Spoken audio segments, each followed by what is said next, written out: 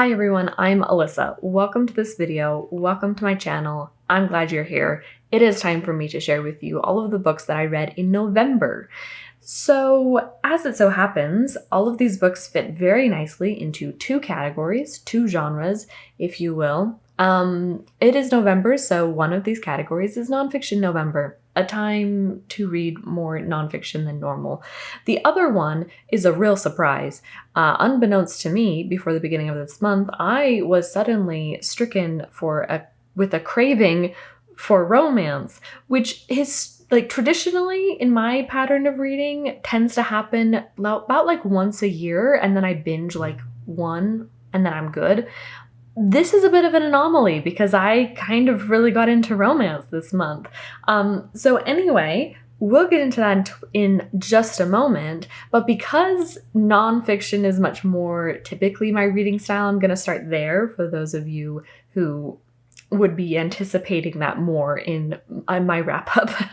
I, of course, made a nonfiction November TBR video, which I'll link if you want to go and check that out. I only got through finished two of those nonfiction books, and I really wanted to do more, and so I'm trying not to be disappointed in myself because it's okay. But and then I have another one that I'm halfway through, so we can talk about that. But let's get started with The Silk Roads by Peter Frankopan. It is a robust and very ambitious history of the Silk Roads. The Silk Road, a trade route through Central Asia, the sort of steppe area of Mongolia and northern China, all the way through the stands to the Middle East. In terms of modern day countries, that's sort of where that movement is. This trade route really flourished sort of during the Middle Ages and was an important contributor to the Renaissance in the East.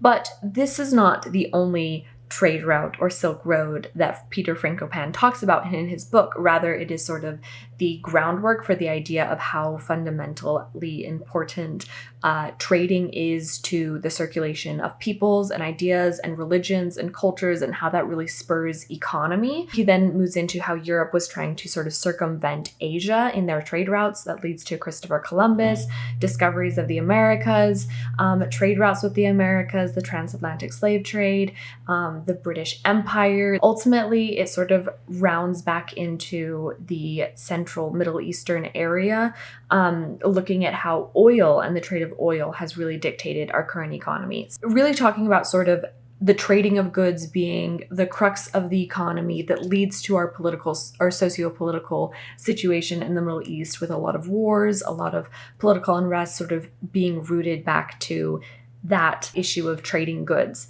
So I found that really interesting, and honestly, it was a really enlightening book. I would say that this book is really great for someone who loves history, perhaps political science, economics. I think this book really sort of is great up those lines if you really like understanding the context for our current world. The second book that I finished is So You've Been Publicly Shamed by Jon Ronson. The second nonfiction book that I did finish is So You've Been Publicly Shamed by Jon Ronson. And I have sort of really complicated thoughts on this book, some complicated feelings. I think I mentioned this in the TBR actually, that I had already started it and I was having a difficult time. This book was written in 2015, and the objective, the premise, the thesis of the book is to examine how social media and the internet, sort of as an evolution of medium, has brought the return of public shaming as a course of social recourse, I suppose, social justice in a way. But he's primarily looking at people who have been victims of being socially shamed in a sympathetic light, looking at how it has destroyed their life. He's not necessarily always defending that like they didn't deserve it, but he's certainly saying that this course of action as a repercussion for their actions was perhaps more than what they deserved. The problem that I had, especially towards the beginning of the book, is that it felt like all of the examples he was using were rather silly or rather biased, such as like sort of bringing like coming to his own conclusion that like, yeah, of course these people didn't really deserve that. That was just Twitter gone wild. And perhaps it's because I'm not really active on Twitter, but I did feel like he chose examples that really suited his thesis rather than looking a little bit more critically at the overall examples of this behavior on the internet. And for that reason, I understand his point and I don't entirely disagree with his opinion, but it felt really kind of compromised for like journalistic integrity, in my opinion. In the second half of the book, he starts to dive a little bit more deeply into specifically shame as a use of social discipline, I suppose, or social punishment, and why that is effective, why it's actually very harmful. I mean, effective in the sense of like, it certainly makes someone feel shamed and will oftentimes change their behavior, but it's also really, really cruel. And there were sort of some examples there that I found more interesting, but I think the final point I really have to come to on this book is that in the afterword, the author mentions that he, sort of feedback that he got on the book is that people thought that he always thought that sort of public outrage on the internet in reaction to certain behaviors is always bad. And he says, well, of course I didn't think I had to mention that, like, basically publicly shaming someone for, I don't know, like child abuse or sexual assault, like of course those things are okay.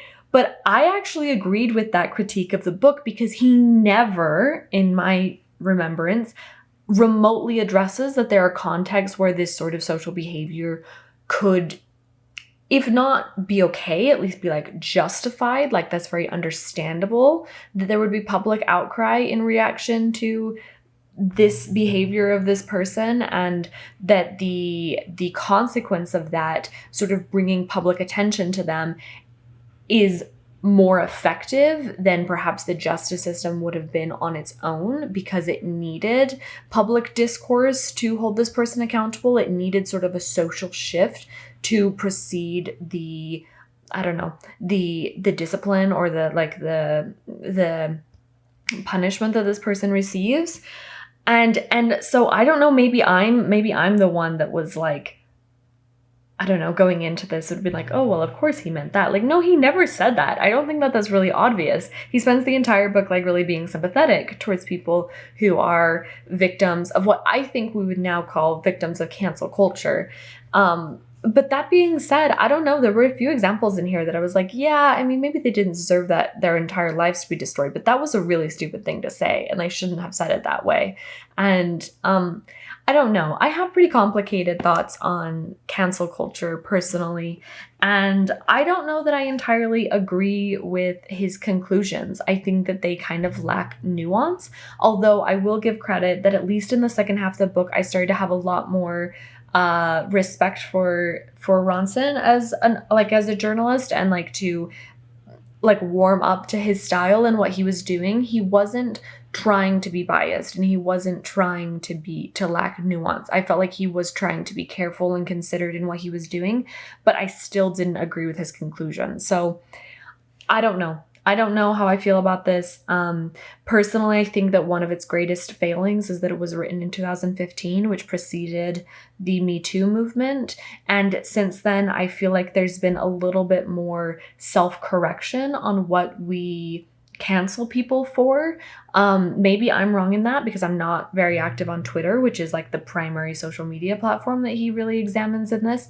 But I feel like there have been really like objectively good social advancements that we have made in discourse that has come from cancel culture, and that casualties of it feel less frequent now. Perhaps that means that the biggest fault of this book is that it is maybe a little bit dated, and it speaks to the moment of the internet in which it was written and is not entirely as useful right now, but maybe I'm wrong in that. I don't know. If you've read this book, I would be interested to know what you thought about that, because it seems amazing, but of course it's the internet, you know, that a book written 7 years ago or so is already dated, but it honestly kind of feels that way. I don't know. wow, I rambled about that one for a long time, so we should probably move on in the video. The next book that I'm just reading this one. I haven't finished it yet, but I am enjoying it. It's Touch with Fire by Redfield Jamison, and this book examines manic-depressive illness and the artistic temperament. Manic-depressive illness is more commonly known as bipolar. I'm nearing about 100 pages into it, and it is very, the author is a professor of psychology, and it's very academic. It's really getting into sort of a lot of specifics and a lot of terms and a lot of sort of defining the research, the state of the research, and the state of sort of the studies that have already been done on this topic before I think the author is going to dive into some specific case studies looking at specific artists and authors. So at the moment I am enjoying it, but it's also it's a little bit difficult to get through. And so I'm going kind of slowly with it for that reason, which is one of the reasons that I haven't gotten into other books, is that book almost just sort of like was a little bit too much for me at the moment. But I am liking it, and I really want to finish it because it's such an interesting subject matter for me personally, but I'm not finding it to be the most readable book. It's heavily academic. On to the romance. So I read 5 romance novels this month, and we're just going to talk about them in the order that I read them. The first one being Northanger Abbey by Jane Austen. This one I picked up actually at the end of October because of somewhat like Victober, but also because it is a Gothic novel. It's one of Jane Austen's only Gothic novels, though it is satirically Gothic. We follow Catherine, who goes to visit her aunt and uncle and enters society, and then she meets Mr. Tilney, and she eventually goes back to his home, like his estate. Catherine seems to invent reasons that his mother's death might have been suspicious, and this is where sort of the satire of the Gothic novel comes in, because there's sort of all these things that she really seems to want to think are creepy or unsettling, and then there turns out to be really obvious explanations for them. Something I really noticed in this reading, and that I quite liked actually, was noticing that Catherine's friends are very toxic. I knew they were bad friends when I had read this in the past, but I don't think I would have really recognized that they are actually toxic. And Catherine sort of coming into her own and becoming a heroine requires her recognizing and sort of separating herself from these friends. And I think that's sort of a really cool message from Jane Austen from quite a long time ago. I then read 4 contemporary romances, and I think I'm just going to plow through these really quickly because I read them very quick and I read them kind of back to back and I kind of binged them. So I don't even know if I can remember like all the details, like their names and things. So anyway, let's start with The Love Hypothesis by Ali Hazelwood. Okay, I picked this up on a whim, and I absolutely loved it. Like, I freaking loved it. And I then, this was actually the book that is the reason that I went on a romance binge anyway, because it gave me a high that I then tried to chase all month. Okay, so the main character, Olive, is a PhD student in the sciences at Stanford University. And this is a enemies to lovers fake dating trope, where she gets in a fake dating relationship with one of the professors who she doesn't directly work with, but he is very handsome but not well liked. He's sort of a grumpy person. I really liked this book because, number one, I love academia. I would love to do a PhD. I really loved that aspect of it. And it is also very clear that the author knew what she was talking about. She, if I remember right, either is a professor or at least has a PhD in the sciences. So when she's talking about like when they're in the lab and they're doing stuff, or about like going to conferences and presenting, like she knows what she's talking about. Research, having to get funding, stuff like that. Like the lingo is not too inaccessible, but it's very clear that she knows what she's talking about. And I felt like that gave the book a lot of grounding and sort of grit. And I really, really liked that. I gave this book 5 stars. Like I said, it was a high I've been chasing ever since. I really loved this book. It's also like really, I mean, it was published in September. It already has over 100,000 reviews on Goodreads. It's definitely a really good one. The Kiss Quotient by Helen Hoang is the next book that I read, and I actually didn't really like this book. At the end of the book, there's an author's note where she says that her ambition was to do a gender-swapped Pretty Woman, and that I think she herself, I don't know if she's diagnosed, but definitely her daughter is diagnosed with autism, and that is something that she really related to. So she sort of used that as the premise for the reason that someone would be hiring a male escort. So, sorry, my nose is kind of itchy. So the main character is very smart and very attractive, and she is a statistician, I think, but something in economics specifically. And so she has a very prestigious job. She's very rich, but she feels like she's not very good at social interactions, or especially dating, or especially sex. So she finds a male escort to teach her these things, and then they become sort of fake dating as for her learning how to do this. And then of course they fall in love. What I think I didn't like about this book, I feel almost a bit nervous to say, because first of all, the author is apparently autistic, or at least relates to this, and so it's a bit of her own voice, and I do think that diversity and representation is fantastic, but there were a few moments where I felt like the main character being autistic and her lack of like awareness of social cues came off a little bit more like the Born Yesterday trope, which is typically sort of like a male fantasy trope where the woman is like super sexy but doesn't really know it, and she doesn't know anything, and so then they can sort of like take advantage of her in these sexy situations. And I didn't feel like it was entirely exploitative, but there were moments where it felt a little bit like this was just sort of being used as a gimmick for the romantic element rather than it being representation. But I don't know, so I can't really say that, I can't speak from experience how believable or authentic that representation was, but it sometimes I felt a little bit uncomfortable with the way that it was handled, and maybe that's just me. But I didn't necessarily love it. The X Talk by Rachel Lynn Solomon, I also read. The premise of this book is that the protagonists both work at a radio station.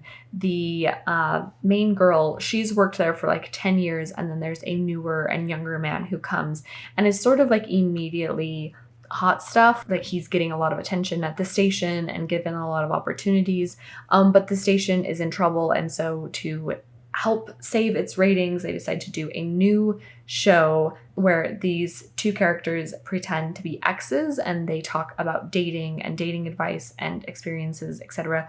But they haven't ever been dating, and so they didn't ever date.